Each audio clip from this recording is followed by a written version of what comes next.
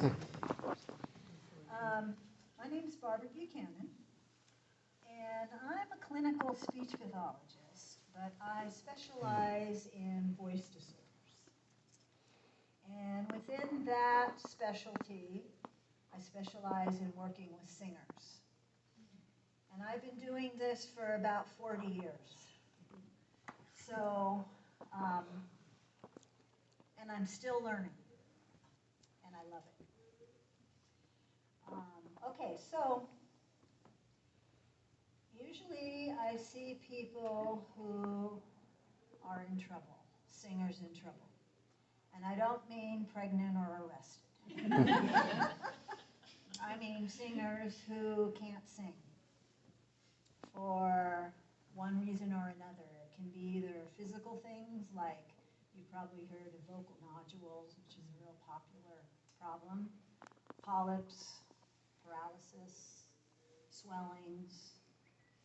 Can be also from emotional stuff. It can be also from neurological stuff. And it can also just be untrained.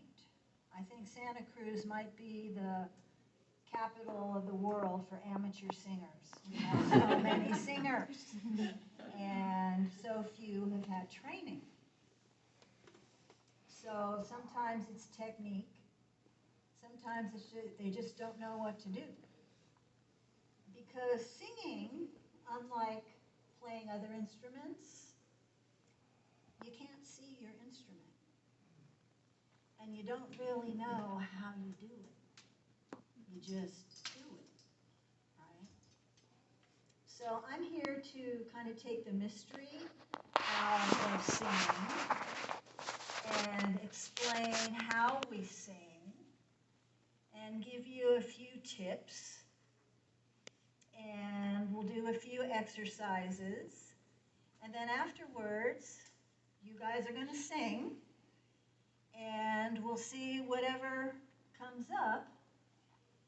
And we'll get to know each other. So before I start, how many people in here are singers? What does that mean? Yeah, but depends on what you mean by What do you mean by singing. singer? Yeah, like when you're in training. Wrong answer. Okay? Everybody should be raising their hand. Okay? I want everybody to say, I am a singer. I am a singer. You are a singer. If you weren't a singer, you wouldn't be in here singing. All right? And so I want you to really take that in. All right, now, why do we sing? Most people sing for the joy of singing. Doesn't it make you feel good? Yeah. A very small percentage of the population do it professionally to make money. But even those who are professional singers, in my experience, do it for the joy of it. And when you can't, really upset. So, now, second question. How many of you know how you sing? What your instrument is? You do a little bit. You do a little bit. How do you know? Vocal cords vibrating? Right. Let's talk about vocal cords. Vocal cords are really a misnomer because it gives you the idea of strings, right? Like chords. They are not chords. They are muscles. So instead of strings, they're really muscles. Like if we cut my throat in half and you're looking at me this way, vocal folds look like, okay, here's your upper throat. Here's your throat. Here are your vocal folds, like that. They're really, vocal folds are really two sets of two muscles that sit on top of your windpipe.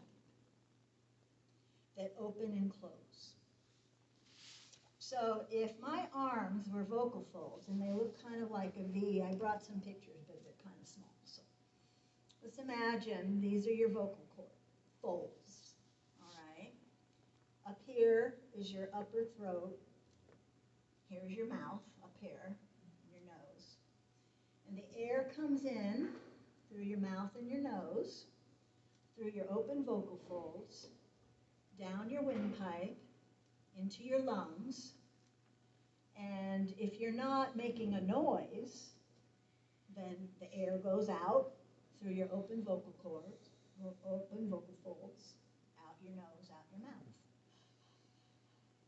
So everybody just breathe without a sound. You feel the air going in and out? All right, your vocal folds are open at rest. So when you're sleeping, they're open, so you can breathe. When you want to talk or sing, and by the way, you're using the same instrument when you're talking as when you're singing. And that's an important point, and I'll get to that later. When you sing or talk, your vocal folds are open. The air goes through your open vocal folds, down your windpipe, into your lungs, and then you close them. And you have a whole bunch of cartilages and muscles that close your vocal folds. This is involuntary, though. You don't think, okay, now I'm going to close my vocal folds. No, you just think, now I'm going to sing, and your brain does the rest with nerves. So you close your vocal folds, and the air from below creates a pressure. It kind of blows them apart. So you hold them closed with muscles, and they vibrate against each other, like this. They don't vibrate like this, like fettuccines next to each other. They vibrate in a wave. And they hit initially at different points along the length of the vocal folds, depending on your pitch. Okay? So now your vocal folds are vibrating, and they're mirror images of each other. If you want to make a high pitch, you have muscles that lengthen the vocal folds, thin out the edges, and they vibrate very fast. The higher the pitch, the faster they vibrate. Middle C, how many in here are leading music? Okay, so middle C, which is in the middle of the piano. Thank you. We make a good team. Middle C is 256 cycles a second. That means that for every second where you go, oh, they have vibrated against each other 256 times. Okay? That's just middle C. A, above middle C, is 440. Okay? 440 vibrations per second. All right? The lower you go, the slower they go. All right? Now, that's so they lengthen and they thin out for high pitches, and they shorten and fatten for low pitches. All right? Now, they have been trying to make an artificial larynx, and I want everybody to find their larynxes right now. So what you do is put your hand on your throat and swallow. You'll feel a hard thing go up and down. All right? That's, in men, that's called an Adam's apple. But women have them too. So I don't know, is it an Eve's apple? I don't know. And another common term is voice box. What you're feeling there is your thyroid cartilage. housing for your vocal folds. And your vocal folds are right inside the middle of that. They're open in the back, and they come into a V in the front. They're parallel to the ground. So they're tiny, the vocal folds? The vocal folds are so small, they're about the size of my thumbnail. All right? Which means that very small changes to the vocal folds make big differences in the vibration and in the sound. Now, if I were to cut my head off and just listen to the sound from my vocal folds, it wouldn't sound like a voice. It would sound like a clicking. It would sound like just puffs of air. So, but what happens to those puffs of air is they bounce around. Those airwaves bounce around on your throat, in your mouth, off your teeth, in your chest, in your nose, in your mask, in your forehead. They just bounce around and resonate. And you've heard of chest voice, right? So chest voice is basically associated with low pitches, all right? Big sound waves, like big areas to resonate in, all right? Then you've heard of head voice, or even falsetto, right? Those are high pitches, and those are short sound waves, so they vibrate best in small little chambers, like your sinuses and your nose. All right. And then we have what's called a mixed voice, and a lot of people ignore the mixed voice, which is where you're mixing chest and head, and it's more like in your speaking area, more like in here. And that's for the mid notes. Now, this is such a complex instrument that they've been trying to make an artificial sound for almost 200 years. Look at all they can do. They can send probes beyond Mars. Right? They're having people land, computer technology, artificial intelligence. So much they can do. They can't duplicate this. They can't duplicate. Not to make it sound human, anyway. So this is a really miraculous, special instrument that we have here. And I want you to appreciate it. All right. So the, excuse me. So the power for your voice is air.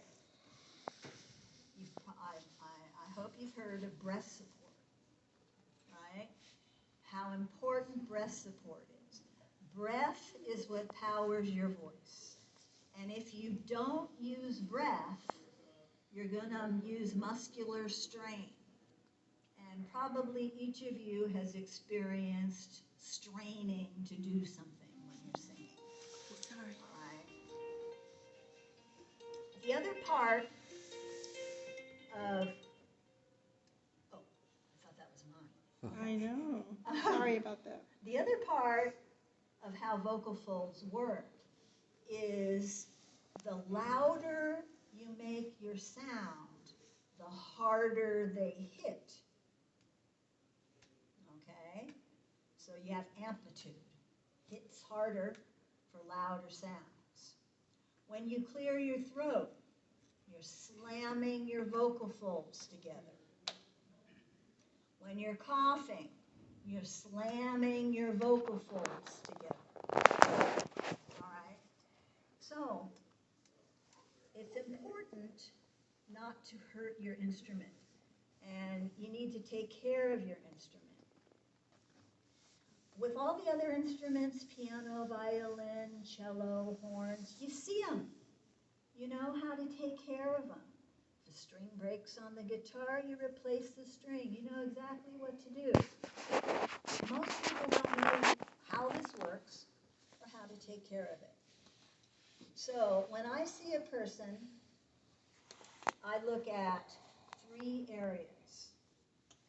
I look at vocal hygiene, which is the care, the physical care of not just your larynx, but of your whole person. Because this is like a barometer of your whole person. I'm sure you've heard somebody who's tired or depressed. You can hear it in their voice, right? Or somebody's kind of nervous, kind of tight. You can hear it in their voice, right? All right. So, real important aspects of vocal hygiene, and I'm not going to go over everything, but I just want to bring out the bullet points. One of the biggest things you can do is be hydrated, drinking water. Your vocal folds are muscles, but they're covered with a mucous membrane. That mucous membrane, so here's your vocal folds vibrating. Let's say this is the mucus covering.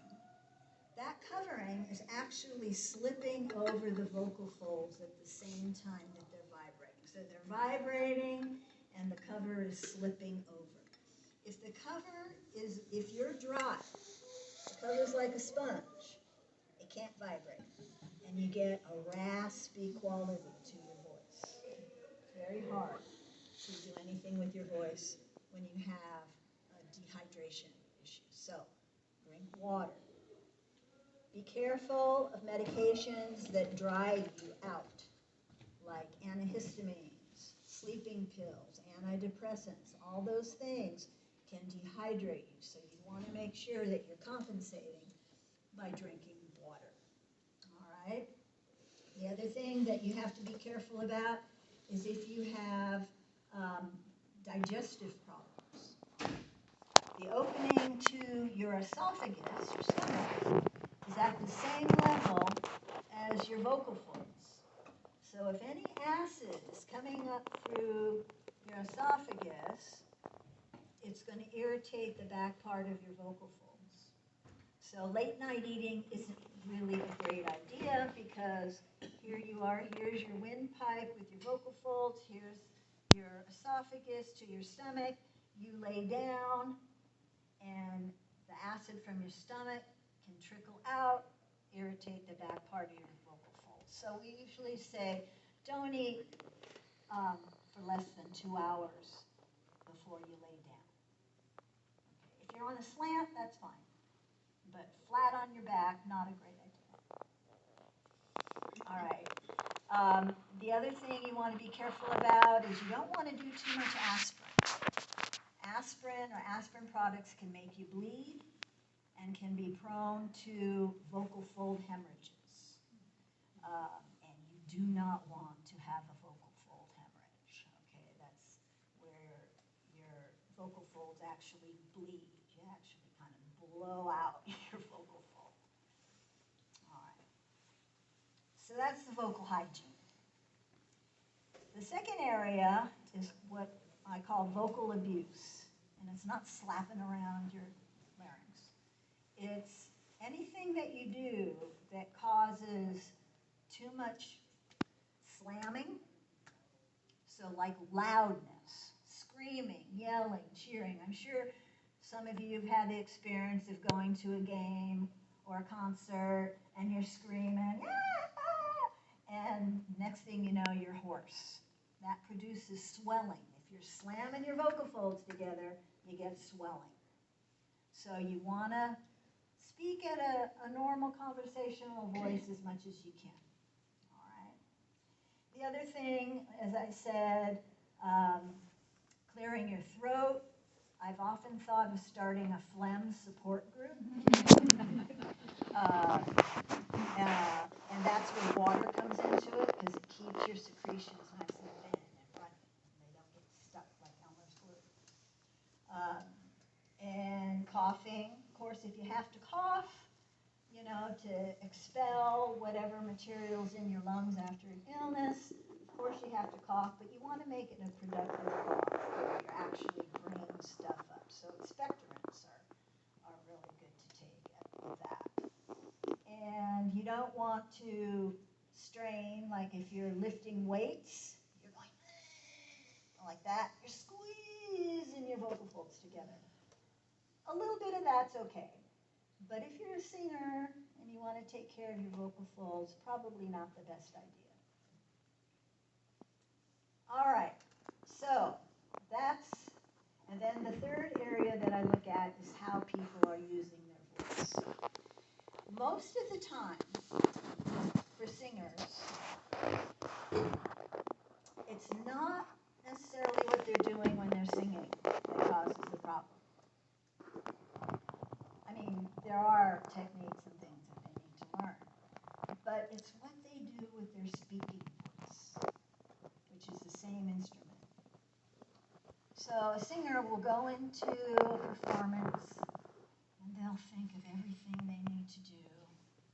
They get all lined up, they use their breast support, and they use their resonance, and they use their tongue positions, and they use their mouth openings, and they know exactly what to do for their high notes, and they sing beautifully.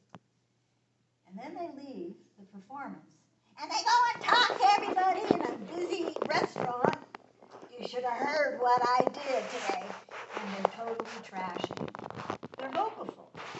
I say it's like playing their Stravinsky violin and then dragging it on the concrete to the car.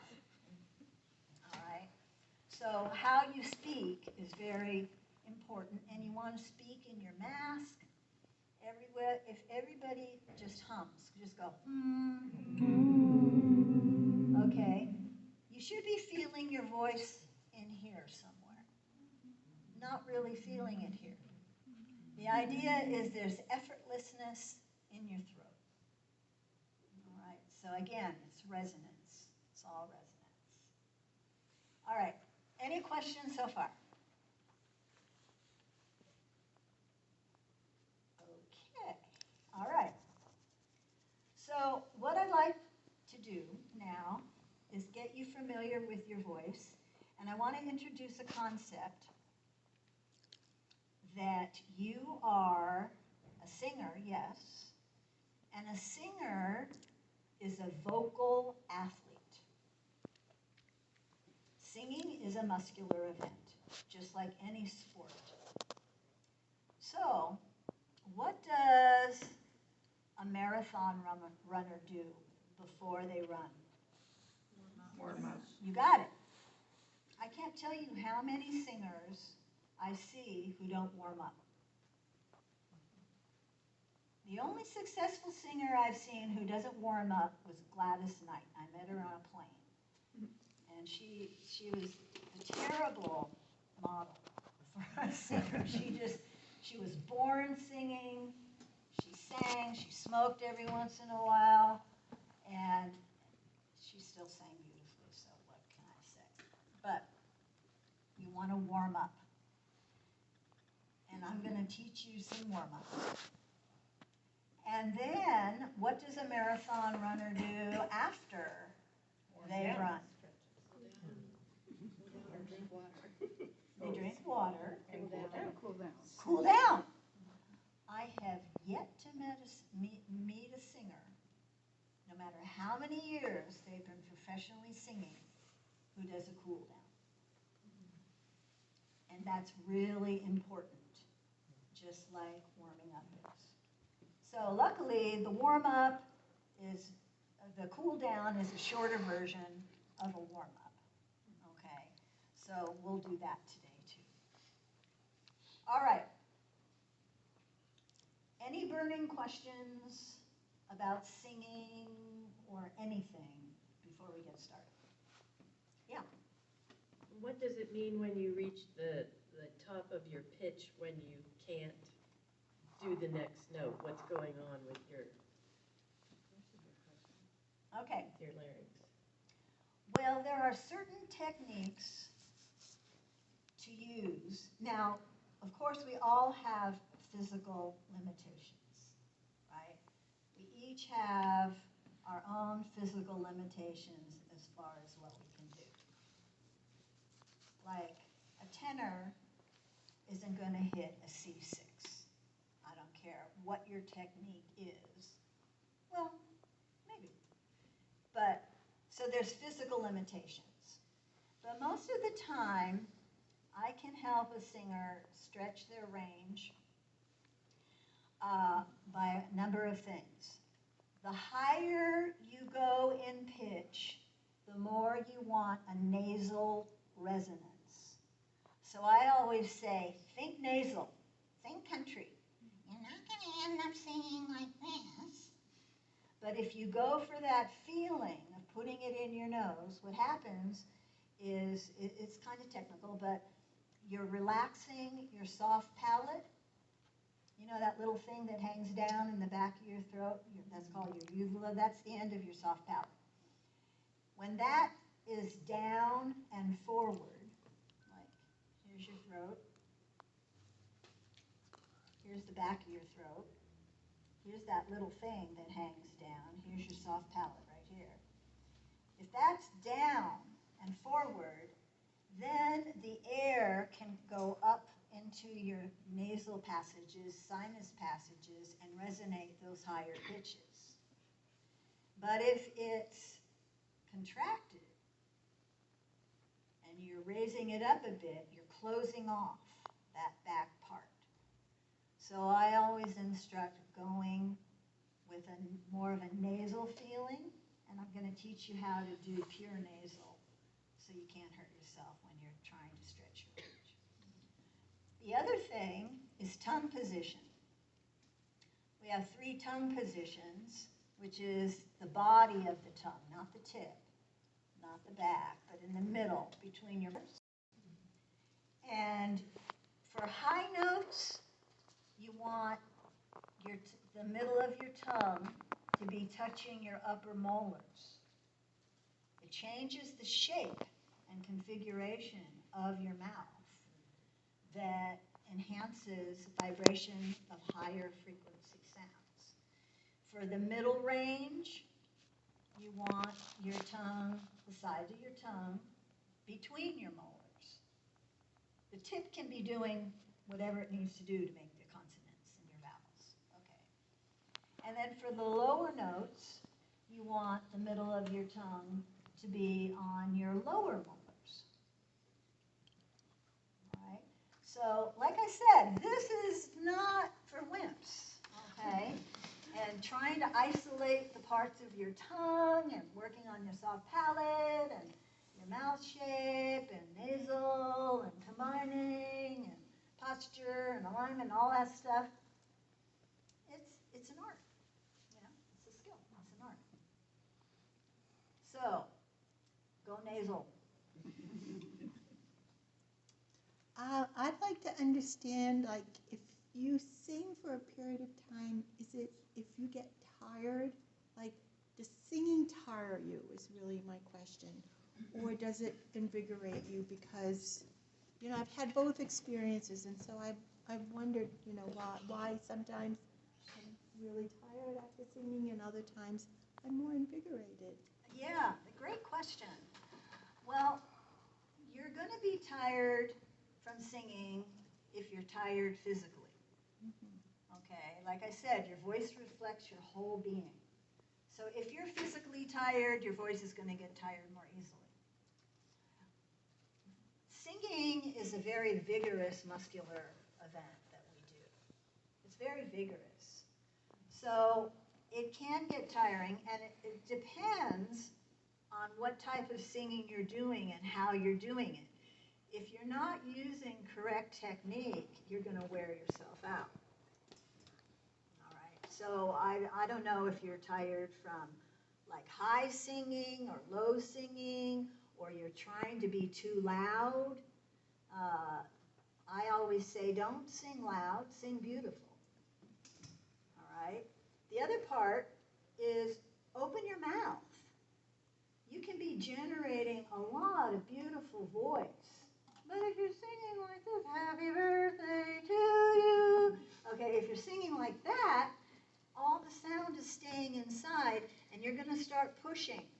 You're going to start pushing and maybe squeezing and straining to get the sound that you want. So make sure that you're opening your mouth when you're singing and let the sound out.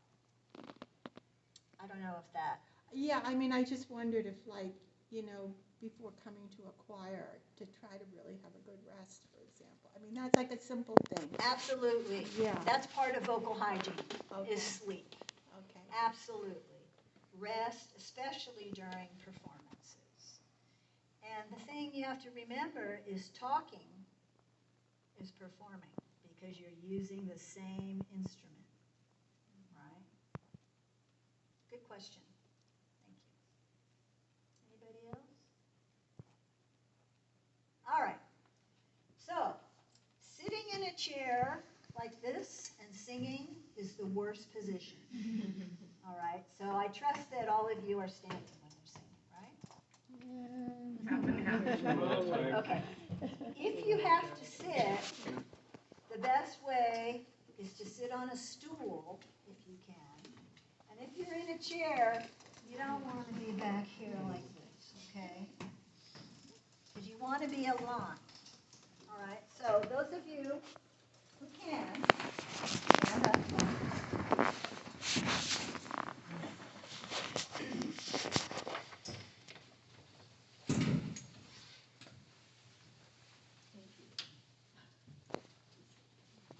And feel free. All right. So before you even sing, open your mouth, anything like that, you want to anchor your body, and you want to align your posture, all right? And you want to have kind of a forward focus on the balls of your feet. You don't want to be on your heels with your knees locked like that, okay? You want kind of loose knees, so everybody just, all right, pretend you're riding a horse. All right, I'm just bouncing and now we're going around the curve. We're just bouncing. Okay, so we'll loosen it up. All right. Now, when you get ready to sing, you want to think like there's a string pulling you up. And you want to, and I call this head and neck anchoring. Okay, so I'm going to go sideways here so you can see. All right. Ideally, what you want is you want your ear aligned with your shoulder, aligned with your hip, aligned with your knee, aligned with your ankle. Okay? You don't, and especially for high pitches, you do not want to see the turtle. Can everybody see the turtle? Okay. All right. You don't want to do that.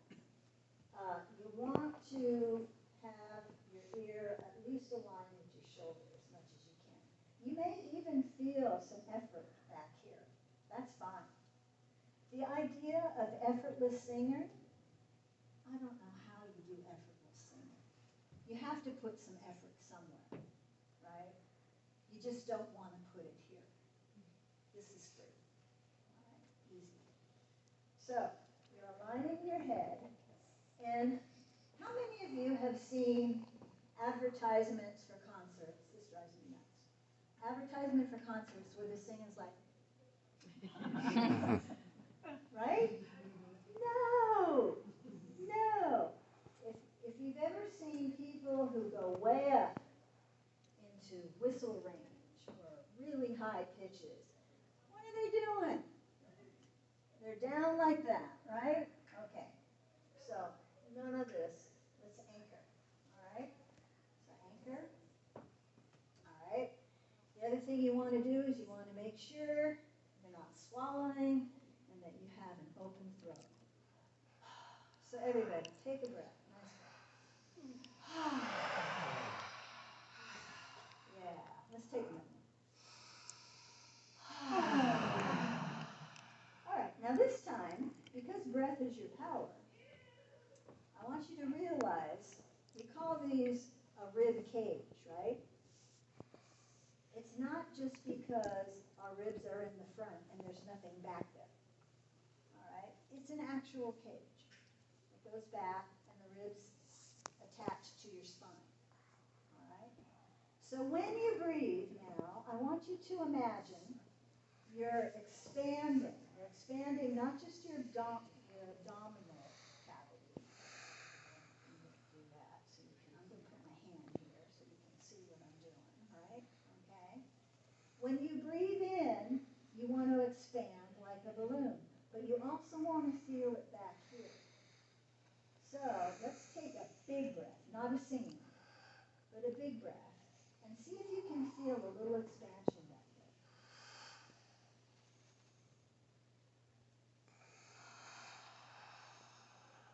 And as we exhale, our stomach just naturally goes in. We inhale again, we fill up.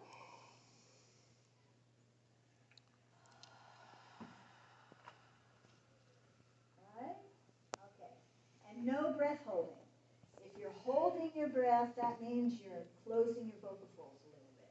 Okay? You don't want that. You want them to be nice and open. And long. Okay? All right.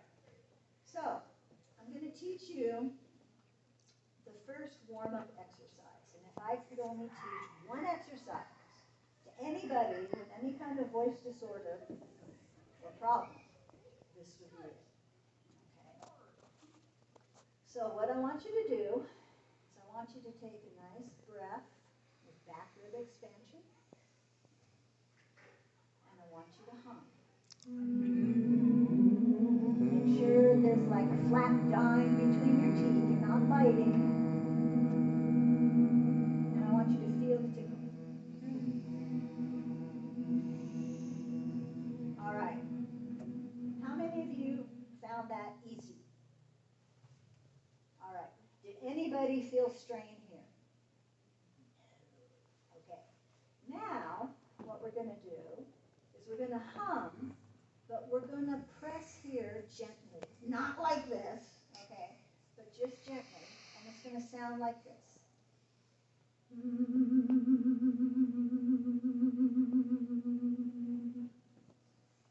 Okay?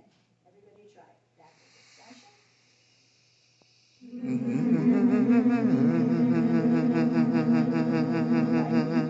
Now, it's not how long you go on one breath. We're going to do this, believe it or not, for a minute and a half. And it's going to be the longest minute and a half. All right? What this does is it relaxes the muscles of the vocal folds. It's a relaxation exercise. So it relaxes your vocal folds. It brings your tone focus into the mask. I used to have to explain the mask. Everybody knows the mask, right? Okay. So it's going to bring the tone into the mask. And if you don't think about it, I don't want you to think about what pitch am I going to do this. Just let your voice do it.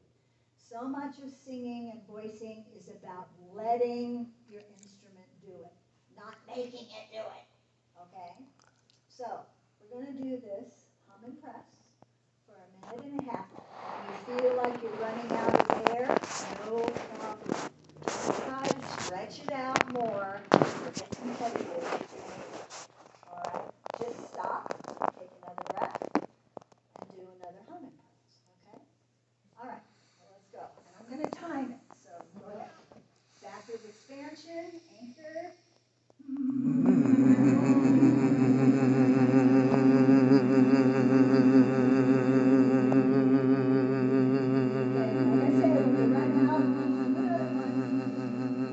Should feel real easy, like nothing's happening.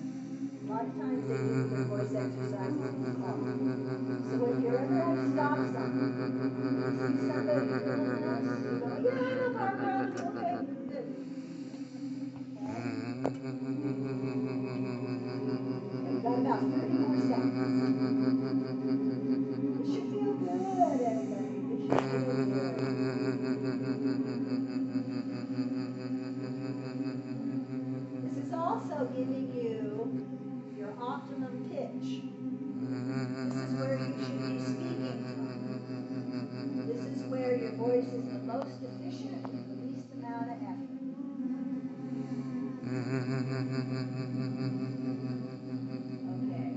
5 more seconds.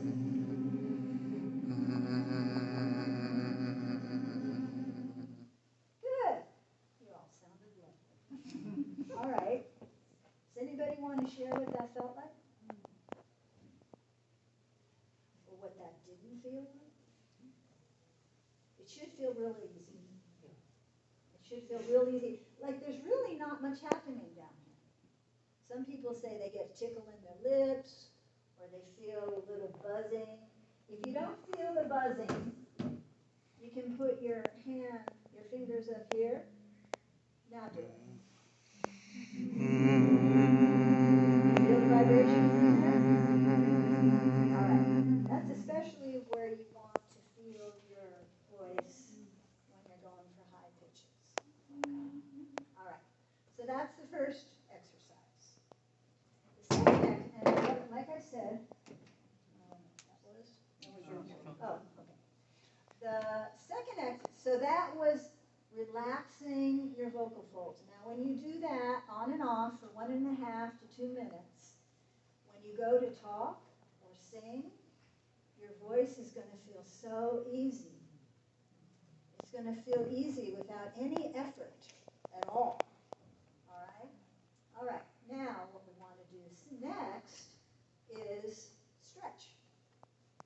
All right? So, on the word knoll, like a grassy knoll, okay? And we always start high to low first. Has anybody heard of a glissando? Okay, so we're going to do a continuous glissando. It's going to sound like this, and I'm going to start at the high note. So I'm going to imagine I'm making it nasal and I'm putting it in my forehead. And I'm just going to let my voice fall low. All right? I'm not pushing for a high, and I'm not pushing for a low. I'm just letting my voice do what it wants to do. Okay? So it'll sound like this. No.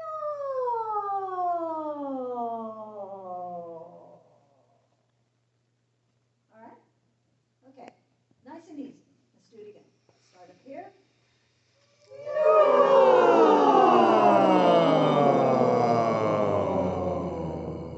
And I want you to imagine you're feeling your voice going down from your forehead into your mask, into your throat, into your chest, into your belly.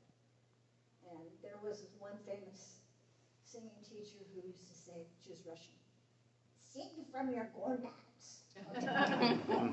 That's an interesting concept. Okay, so let's do that again. High to low, on again.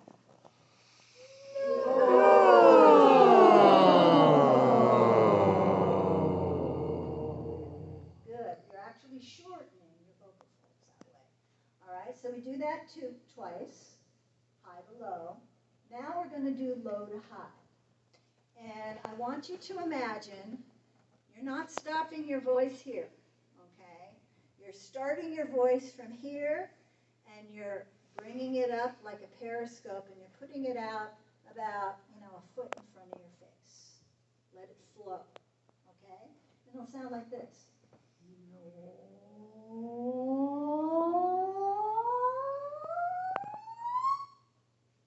Okay? And again, no forcing it to be high. All right? Just let it do what it can do. All right? Ready? Starting low, back with expansion.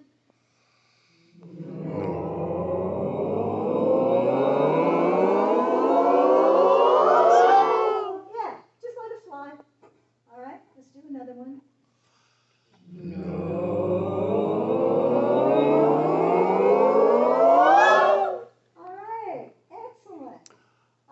I'm noticing a couple people are doing this.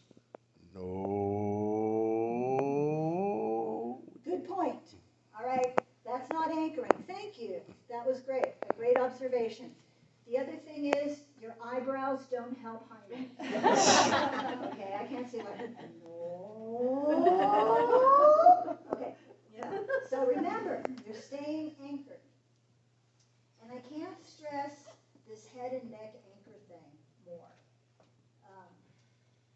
If anchoring your head and your neck so that your ears align with your shoulder same kind of, gives you the same kind of control as if you were writing and your hand is on the table. It gives you fine motor control. If you ever try to write your name without putting your hand on the table and you write it, it's all over the place. You don't have that control. So this head and neck anchor is especially important for high notes. And whatever you do, if you're going for a high note and you're kind of working on it, don't do that. If you're going to do anything, do this. You're going to get a better high. Okay? All right, so let's review that. We're going to do a high to low on null and then a low to high. Ready? Anchor.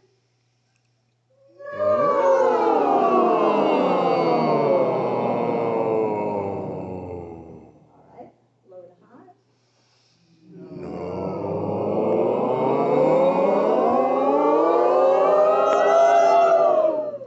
Good. All right. All right. So those are the two basics.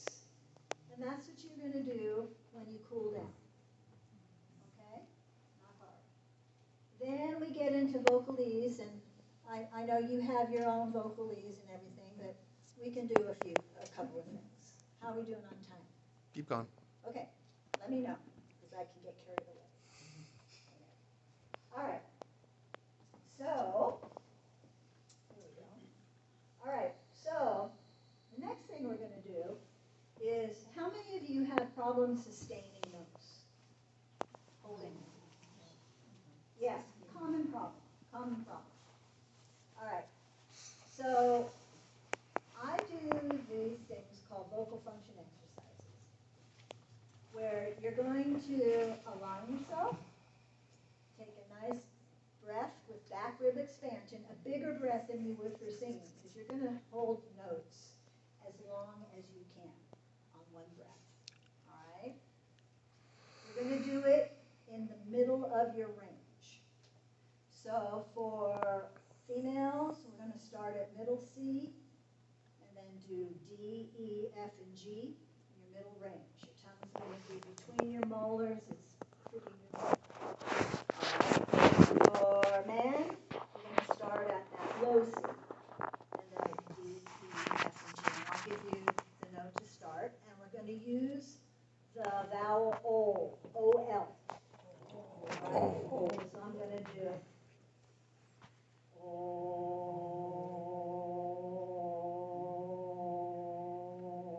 as long as I can. Your voice is going to hate this, okay? Because it's in the middle of your range. But if you practice these middle notes and you're sustaining, it will improve your high note production and your low note production. And it will improve your transition from your low notes to your high notes.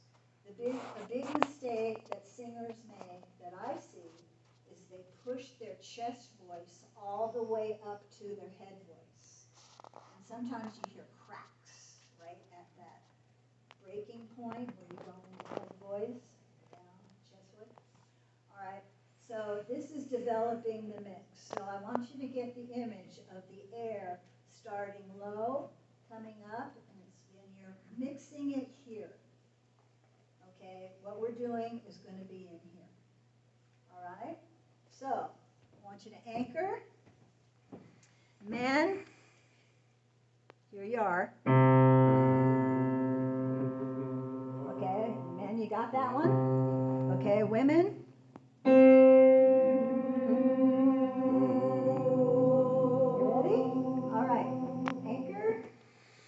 Backward expansion. Make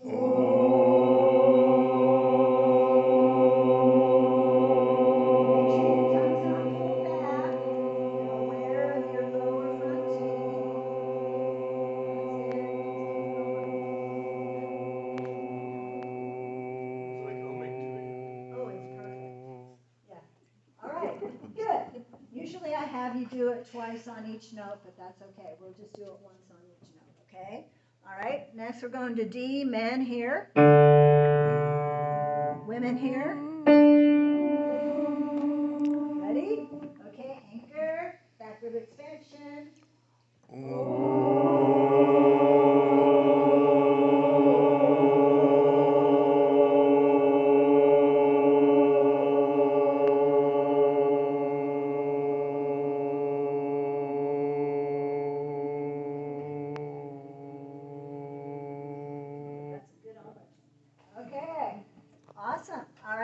move up again. Everybody okay? All right. Do you hate this yet? Yeah. Okay. Men, here we go. That's men. Okay, women. All right. Anchor, back rib expansion.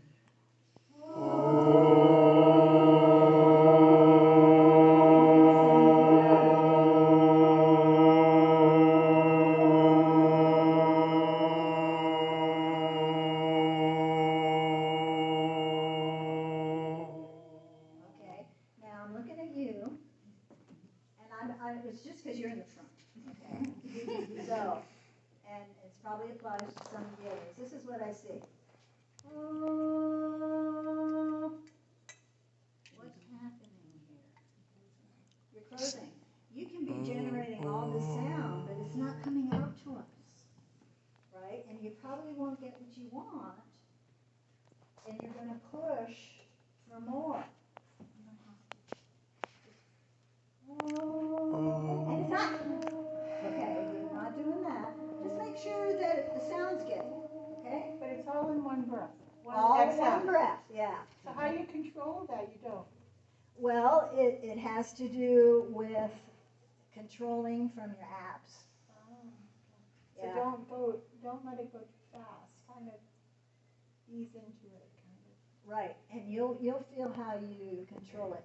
It takes about 30 days of doing this exercise to get really good, long, sustaining notes.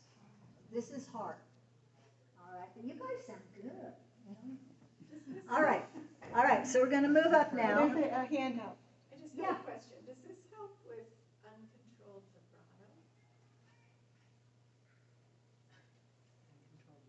vibrato? Vibrato. It might, yeah, because these are called vocal function exercises, so this kind of gets at everything. It gets at everything, and especially because you're trying to sustain the note. Don't let the note fall down or try to force it up. Keep that note.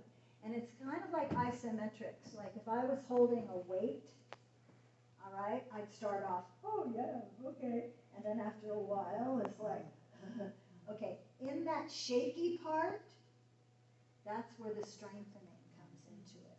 So just because it gets weeble wobbly, don't stop. But don't squeeze from here to try. If you're feeling like it's squeezy, tickly, coffee, or anything like that, just stop. Okay? So yeah, good question.